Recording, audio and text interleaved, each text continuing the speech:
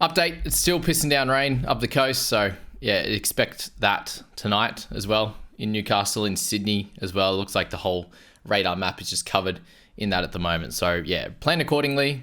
Don't change too much. Just remember, guys, that if you are making selections, it is for longer than 1 week. So just keep that in mind.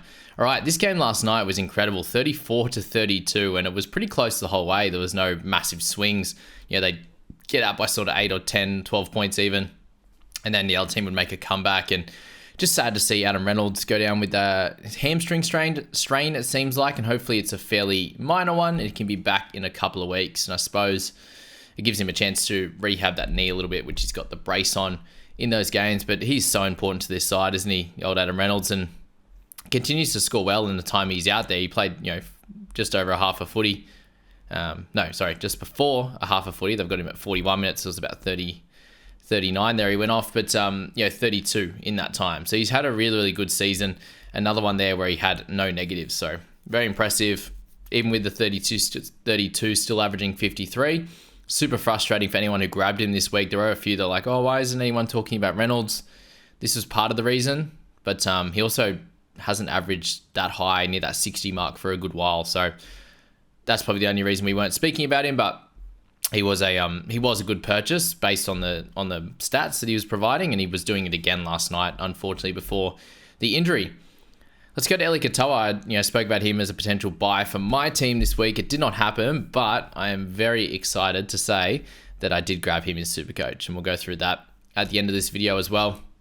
So at least a win in one of the two, and he got 112 or something, which was great.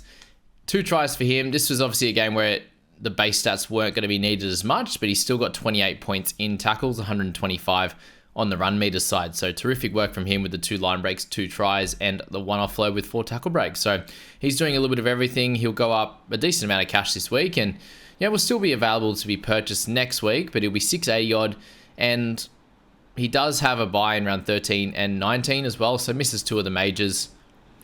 Feels like it was a good week to grab him this week. Next week, obviously the lower break even, but he has the 2-try game that you're chasing, right? You're chasing that 74. Speaking of players that were incredible, that's Jerome Hughes, and he looks back, absolutely back this year. He looks very, very good. Last couple of years, he hasn't been, to his top-notch best, and he definitely looks back to his sort of 2021, 2020 kind of level of play, where people are talking about him as the, it's probably second best halfback in the game. And he's showing that, and last night demonstrated that as well. And just the knowledge and the awareness of space in play. They were about the 35 meter, 40 meter mark, pretty deep in their own half and on last tackle. And had a couple of guys run out of the line to try and block his kick, and he sees that bit of space, and he ends up getting almost it should have been a try, to be honest with you, if he kept hold of that, Remus Smith, with that kick through. But at least the turnover was 15 meters out, not catching it on the 25 or 30 and running it back to the 40 and getting started. So those types of plays, very impressive, with 3 forced dropouts, a couple of tries, try assists one to Katoa there, and then the try. So very impressive for Hughesy. Paddy Carrigan, 61. With Hughes, guys, you can look at potentially buying him. He doesn't play Origin, but do you expect him to go 55 to 60? It's probably not super likely. I think a 53 or something like that would be, just based on his previous outputs. But he's playing incredible, and he could definitely have a little run of games here, especially this one being one of the harder ones in their next layer of schedule. And that's that for him. Carrigan, 61. He did get 6. He did go 6 down overnight, so he was at 67. Just a little fix up with a couple of his base stats there, but 177 run meters. A lot of it, running into the line before passing short and the like. It seemed like he was not taking any actual hit ups, but his meters gain kept going up. It seems to happen with these top tier 13s and 7s in games like that, where they're making sort of 6, 7, 8 meters into the line, hitting them short. All right. Great captaincy option again. Shame that he lost a little bit, but awesome for anyone who owns him. If he can continue to average 61, 62, somewhere like that over this period of Haas being out and playing close to 80 minutes, especially in these games where they're very close, he's going to play the full 80. You could see there that he took his foot off the gas. He was near 40 at halftime, and then especially that sort of back 15. He was just making sure that he was out there as, solid in defense. He wasn't going out chasing tackles, which he does in the first half. You can tell that clearly. He's basically every time there's a tackle being made, he seems to be in it. But he was, hanging out a little bit on edges in defense for that period of time, but there to control their attack and be their leader out there, which he continues to show. And it's a very tough loss for the Broncos in this one. Harry Grant, he had a really, really good game. I was very impressed with what he provided there. Forced dropout as well. Did get a turnover tackle in there. The 3 tackle breaks, a run for 78 metres. If he can continue that, he'll get the offload, which he hasn't got one this year yet, I don't believe, which is pretty wild. But he'll get some tackle breaks, and he really turned up that tackle efficiency and the tackle numbers in the second half. It was pretty wild. He was 24 at halftime, and then very quickly, I think he got 25 points. He was at 48 or 49 in like 14 minutes in that second half. So yeah, it was really flying. And then the ebbs and flows of games, that's when he got all these points in that one there. And the only upsetting thing here is the lack of one try assist. So that try assist to Wishart, taking 2 steps out of dummy half, and the short crash play. And it's been interesting. A few people have said that that's not a try assist, but I tell you what, I've seen that for a long time that the crash play from dummy half, even when they just stand there and pass it, right? He's actually taken a step or two outside of that line and then hit Wishart short. And obviously Wishart did a lot of the work, but it was all bang over try within a second and a half. So I don't know how that's never not been a try assist. And if it should be, and hopefully it does get fixed. But if it's not, I'll be watching very carefully over the next few weeks. And if one of you guys want to count the amount of times that a dummy half gives it to a forward short and they run straight over the top of one player or 2 players, I reckon we can count that up pretty quickly over the next few weeks. And that's all I'm sort of asking for, is the consistency. I'm very happy with Grant 61 as an owner, but it's the consistency in that. And Smoothie's one, he was close to the line as well. Obviously, the inside ball, crash play type of thing, change the defensive line. But Harry Grant taking a step or 2 outside of the line of the markers, it changes the defensive line. And you can't say anything other than that. Harry Grant is absolutely a threat, and he's got Wishart short to the line and giving him a short ball and hit him, and he scores a try in the matter of a second or 2. So wild that wasn't given. Hopefully it is in second updates, but we haven't seen. Actually, we've seen Levi and Salmon change points last week, so we'll see if that happens again with Harry. But a great game nonetheless. Back up to a 54 average now after that 61, so that's good. He's back on the mend, on the improve after his slightly slower start compared to previous years. What about Ezra Mam? I had Brenton talking to me about potentially grabbing Mam, and it was just like, ugh, I get it. I get the price point, but he just hasn't had a great start yet. And he did, let in, we'll say in uncertain terms, 2 tries for Ellie Katoa. 1 untouched, 1 running over him. He probably just didn't want to stand in front of him again, to be fair, but he was terrific in this game. And some of the tries that were scored were incredible. And that's one that, Warbrick will like to have that one back again. That could be a straight dropping from, Bellamy. That one there, that was pretty poor, but hopefully for his sake that the win will help him out and give him an opportunity to play again next week. But that bounced through and man just hitting it at speed. That was super impressive there for Ezra. Jesse Arthur's guys at 49. He had a really good game and then butchered another try there. So he could have had over 60 in this one with 2 tries, 3 line breaks and a try assist, but wasn't to be. He did so many great things and then just dropped the ball pretty much over the line. When they do that reverse camera angle, by the way, Cobbo, man, he looks imposing. Like, he looks like he'd be so hard to tackle. He's a big, thick boy who runs fast and has great footwork and hands. It's he'd be a tough one in the centres, one-on-one, that's for sure. And that was the case there. They both went in on Cobbo because they weren't going to be able to stop him. And he passed it out to Arthurs for that one. So yeah, good stuff. If you hold on to him, you get another price rise after his low 22 last week. Riki 47, a much better game, but again, you don't really want him in your side. He'll stick around this 550 to 600k mark. Sean Bloor, he was the interesting one coming into this week, because if he was sitting there around 420, 430, I think a lot of us would have spoken about him more, looked to pick him up. But being priced at the 38 in a game where you weren't sure how many minutes he was going to play, this is about what you kind of expect here, especially when Howarth came onto the bench and was going to play some edge. 64 minutes. this is what Blory can do. He picked up a line break in there. He's got a couple of offloads. He's got a couple of tackle breaks, the odd negative stat. But he can have games where he gets 80 minutes and scores a 70 odd. Then he can get 65 or 80 minutes with a 30 odd. And him priced at 38 with how he's looked in the preseason, how he looked last game that they played, it would have been a real big gamble. And it fairly well worked out. He's 7 points above where he's priced at, is what he got, this 45. He wouldn't be a must-have by any stretch, but he was 19 in 13 minutes, so it was a terrific start. And if he can do that on a semi-regular basis, he will make money. But how much and how important is he to your side? Missing around 13 and around 19. Edge is pretty important, but there could be a couple of cheaper guys coming up over the next few weeks, but we'll have to see.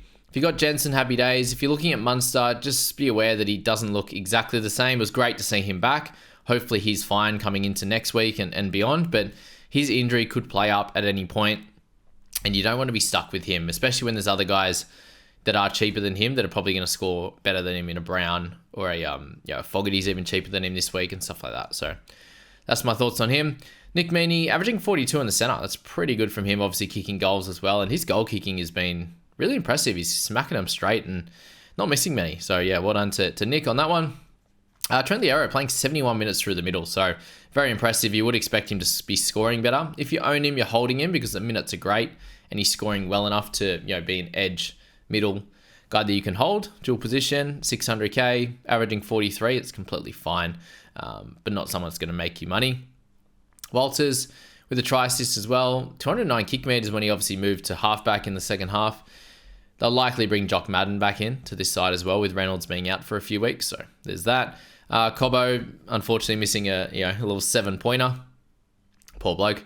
It was like that one a bunch of weeks ago with Taylor May that passed us a top. I've never seen him drop the ball in my life, and he did it to go over for a try. So Cobbo 39, you take it. He's made 46k, doing pretty well. Obviously, the last 2 weeks haven't been as exciting for him, but he's going to have bigger games in him as soon as the Broncos' schedule opens up a little bit as well. Stagsy 39, Kamikamitha 28, solid. Warbrick 37, with that try. Obviously, the error doesn't get. Oh, you got a missed tackle actually from that error when Mam came through. Smoothie with his try assists, back on the inside to Takura. Remus Smith, 34. Pretty solid for him, to be fair. Ben Takura, incredible. What about when Grant would go to tackle him, or they'd tackled him and he'd go up to play the ball and they'd stand up next to each other, and Grant literally looked like this compared to Ben. The size difference, I reckon, was about almost double what it felt like when these guys are so thick, so tall. He's like, 6'7", 6'6", at 203 centimeters. Pretty wild. But yeah, impressive try for him and help get him back into the game. They almost were a chance to win. He's interesting because you got Willison, who's a gun as well, and Takura. I don't know how you can keep him out of the side. He played 26 minutes, made 115 meters, 3 tackle breaks, and a try.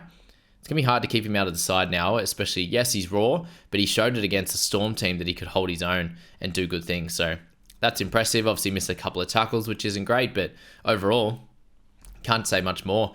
Can't say anything really poor about Takura in this game. For those who are looking at Jaden Hunt, he did play 70 minutes, but obviously that side, where Ellie was scoring, was Jaden Hunt and Mam, which was a very clear option for them to go through those two guys, given Hunt's a younger fella, and then Mam, is prone to missing a few tackles. So, it makes sense why Katoa got a couple of meaties in this one. And that's kind of partly the reason I was looking at him. I was like, Broncos, but I like, Jaden Hunt and Mam on that side. So, bring Ellie Katoa in Supercoach. So, it worked out. I did see a few people bring him in fantasy as well. So, well done to those guys.